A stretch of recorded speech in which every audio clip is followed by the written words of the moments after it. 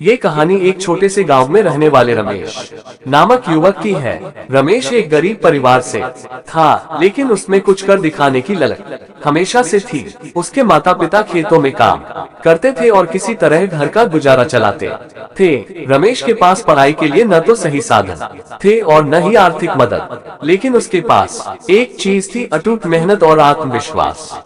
रमेश सुबह सुबह उठकर खेतों में अपने माता पिता का हाथ बटाता और दिन भर की मेहनत के बाद रात में पढ़ाई करता। गांव के लोगों को लगता था कि इतने अभावों में रहकर रमेश कभी सफल नहीं हो पाएगा, लेकिन उसने इन बातों की परवाह नहीं की। उसने किताबें उधार ली, रात रात भर जागकर पढ़ाई की और कठिनाइयों का डटकर सामना किया। समय बीतता गया और रमेश ने अपने गांव की स्कूल में सबसे अच्छे अंक प्राप्त किए। इसके बाद उसने छात्रवृत्ति के लिए आवेदन किया और शहर के एक प्रतिष्ठित कॉलेज में प्रवेश पा लिया। कॉलेज में भी उसकी आर्थिक हालत खराब थी, लेकिन उसने पार्ट टाइम काम करते हुए पढ़ाई जारी रखी। कई बार मुश्किलें आई, लेकिन रमेश ने हार नहीं मानी। आखिरकार उसकी मेहनत रंग लाई।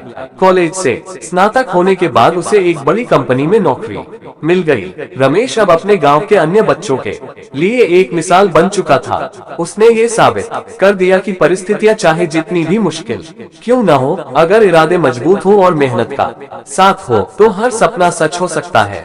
रमेश की ये कहानी हमें सिखाती है कि जीवन में कठिनाइयां आएंगी, लेकिन जो व्यक्ति मेहनत और धैर्य से काम लेता है उसे सफलता अवश्य मिलती है।